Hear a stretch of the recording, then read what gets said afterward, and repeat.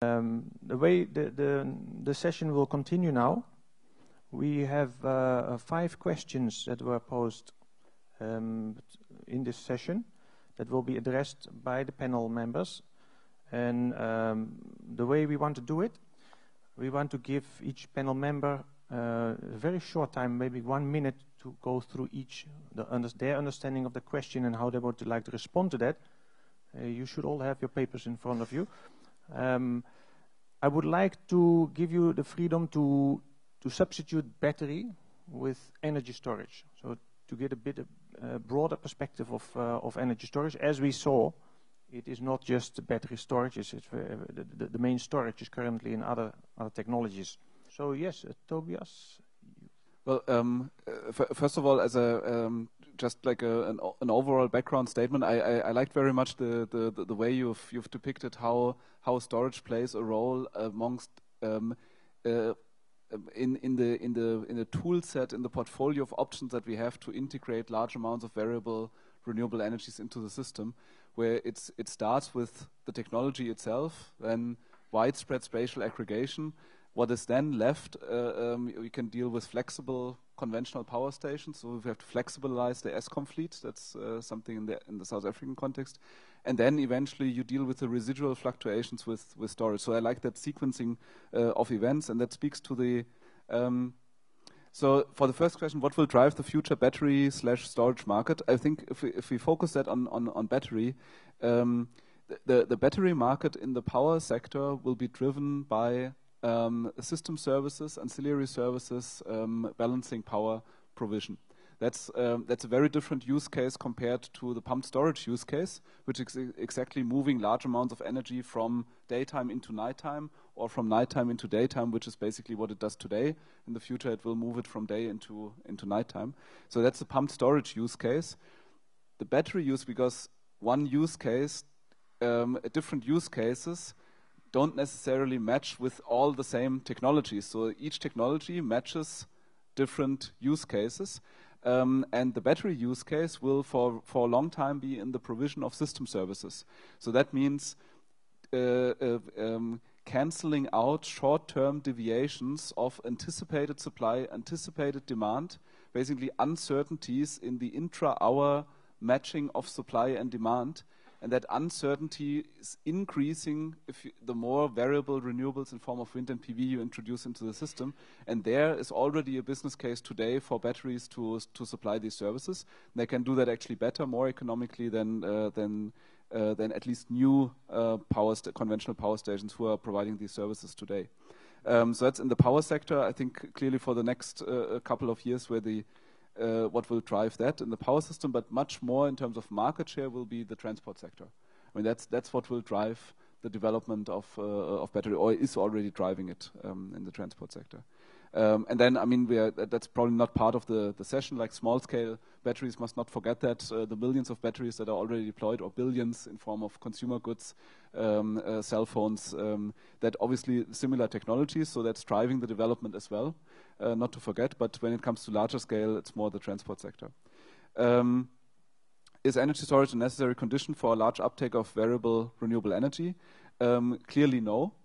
We see very prominent examples across the globe for a very high share of variable renewables that have been integrated through all the different measures that we have heard before that are possible to integrate large amounts of renewables. The Spanish example is probably a very good one. As when you look at wind and solar PV, solar PV is a bit more friendly than wind. Wind is more fluctuating than solar PV. Spaniards have 23 gigawatts of wind fleet installed at a system peak of 40 gigawatts, very nicely comparable to the South African system, because it's the same system size. They also have very weak interconnectors to the neighboring countries. They, in fact, trade less with neighboring countries than South Africa does. So the notion of South Africa being an island grid, and that is not the case anywhere else in the world. Look at Spain, it's very similar. And in Spain, they do have storage in form of hydro. So that's exactly the kind of technology that we saw. And they managed to balance their grid, and they get 42% out of renewables as we speak today. Number 3, will solar PV and batteries be the only components in the future power system? if you talk 100 years from now, potentially, if you talk 30, 40 years from now, I think the future power system will be a mix of PV and wind and storage. The reason being that it's simply cheaper to produce wind, even though it's not the same every night, but it does produce during the night. And it's cheaper to take that energy, whatever you can get from wind, and then balance the remaining fluctuations rather than building everything on something that is only there during the day and then shifting all the power into nighttime. Thank you, Ben. So I'm not sure if the audience has got all the questions. So the first question is, what will drive the future battery/energy storage market? That's the problem with energy storage, is that it is such a diverse thing. I mean, I don't want to belittle it, but we've had energy storage as long as we've had fire, because that pile of firewood outside the back of your house is a pile of energy storage. And every time you wanted to use the energy, you went outside and collected a piece of wood and chucked it on the fire. Now, I'm not trying to say that it's not a high-tech industry, but energy storage is everything from a pile of wood to a very advanced flow battery or a lithium-ion cell you know, so when you're a utility, you look at energy storage and you've got to look at it from the large pump storage systems right down to the little lithium-ion cell that is a sort of a 13.5 watt-hour cell. Why is that important? Pump storage, I think we've covered in a little bit of detail, but let's take the little 13.5 watt-hour cell, the standard 18650 lithium-ion cell, which is there are billions of them in the world. Now, an LED light bulb these days is about 4 to 5 watts. These cells are 13.5 watt hours. If you pair them together, you get 2 hours of light out of a cell. So even down to the light bulb level, you could have a storage system per light bulb, which is basically a torch. And every house installs those. When you have load shedding, which you occasionally do in South Africa, your lights won't go off. That's a very, very, very different use case to Eskom trying to shift gigawatts of energy from an evening peak to a sort of midnight off-peak. Extremely different. The latter example is the Ngulas and the Drakensberg type schemes, massive gigawatt hydro storage schemes. The former example is a residential value add to mitigate a load shedding scenario. Two very different technologies, two very different uses, two very different customers. So it also raises the issue of user pays. Now, we also have e-tolls in South Africa, and this thing about user pays is an interesting one. Because in the example of a light bulb with a little cell attached to it, the consumer would pay. You'd go to Builder's Warehouse, you'd buy yourself a light bulb with a battery in it, and you would pay for that as the consumer because you want your lights to be on during load shedding. The same could be said of where if Eskom wants to move massive gigawatts of energy around the country at midnight to night, then you would say, well, the user for that is Eskom, and Eskom should pay. Eskom doesn't really have any money other than the revenues it collects from the consumers, so it all, at the end of the day, boils down to the consumer pays, which brings in the issue of the cost of unserved energy. Is it better to keep the lights on at whatever price, Ben, 3, 4, 5, 6 rand a kilowatt hour? And many of these storage solutions are way below that. I've seen studies of cost of unserved energy that are anywhere between 50 and some people even say 100 rand a kilowatt hour. The impact on the South African economy of not having energy.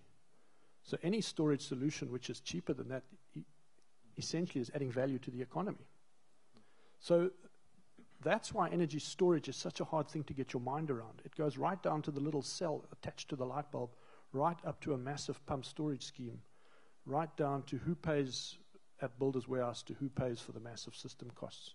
So when the question is what will drive the future of the battery market or the energy storage market, it's all of the above, I'm afraid. It's the use cases. It's the, as Dave knows, I like to talk about, instead of talking about levelized cost of energy, I like to talk about levelized benefit of energy. And I think I need to get some guys in the room to do PhDs on an LBOE. Because levelized cost is something we quite easily get our minds around. You know, build a station, you've got O&M costs over the life of the station, you kind of add the two up and divide it by the energy produced. Levelized benefit of energy is a very different thing. How much would you pay to keep your lights on during load shedding? How much value to you to have your TV on during load shedding, your television? Now, I've seen some television manufacturers are starting to bring out televisions with battery storage. But it doesn't have to be a very big battery for a 200 watt LCD TV these days, you only need about a 600 watt hour battery in the back of that TV, and you can market and sell it as a TV that will survive power outages.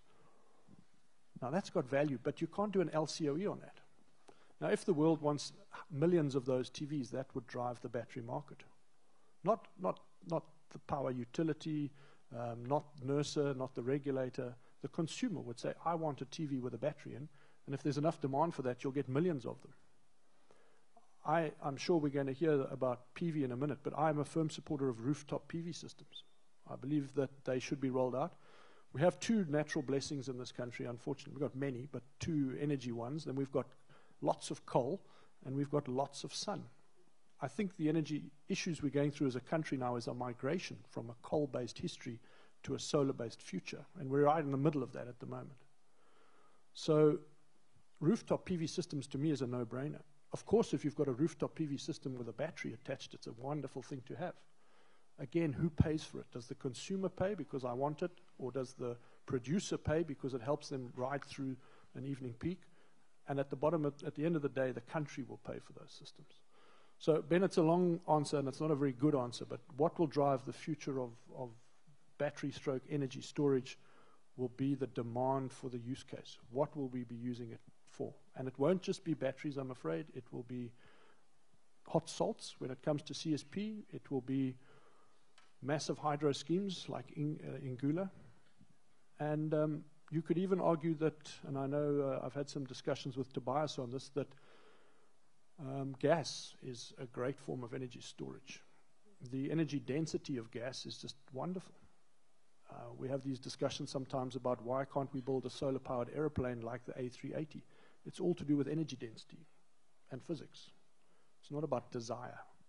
It's about physics and engineering.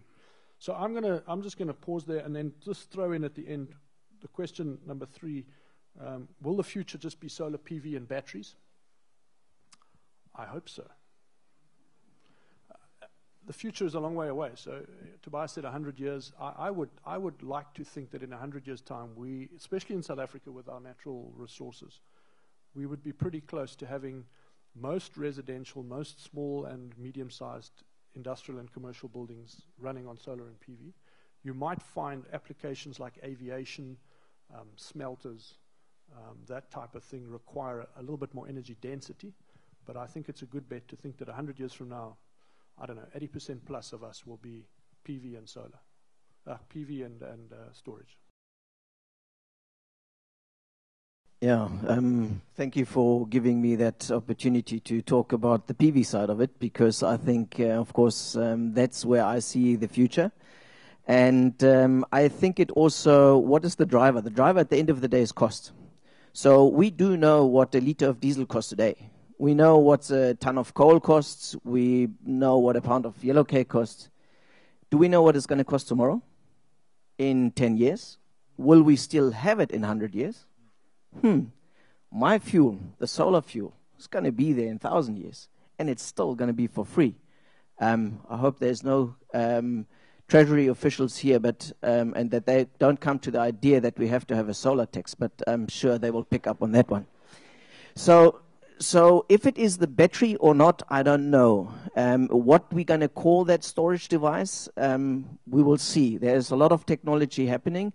I remember 2 years ago in a conference in Johannesburg, African Power Conference, there was talk of about $75 billion in R&D money available to find a solution to that. So if you throw so much money at this problem, we will find something. The other thing that I think what the driver will be is not only us, not only the energy people that are looking for solutions, and there's another industry that's very strong and have moved things quite a bit, and that's the automotive industry. So all of a sudden here are two industries pushing for a solution, and I think that is where we will see prices come down dramatically. And the automotive industry will be part of that solution, because that car at night stands, and you know, for the peak load in the evening, once you've had it at the office, charged in your carport, driven home, you used, I don't know, 10% of your battery, then there's still enough to do the peak load. And at night, when there's oversupply and cheap electricity, you will charge it again to do the morning peak. and then with the remainder you drive to work again, charge it again. So that will be part of that kind of solution. That's how I see it. And I would also like to, I think pump storage is definitely the one that we have, that we know that's there for 100 years.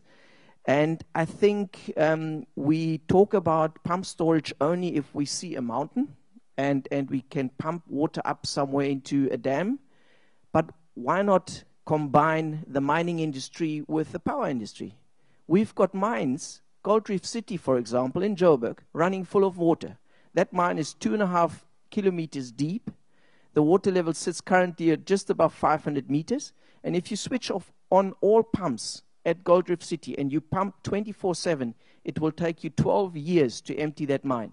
So there is a pump storage in the middle of town, which we could use in the middle of a load center. We just have to come up with solutions that are feasible to make that work. And we have to get away from thinking mega. We have to think smaller and find solutions there where the energy is needed. And that's really where PV can play the big role. Yeah, I spoke too much already.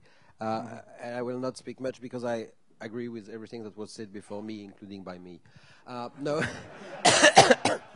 But I would just add one thing, which is the first thing that was attempted in this country, if I'm right, to erase the peaks of electricity demand was to install 1 million solar water heaters.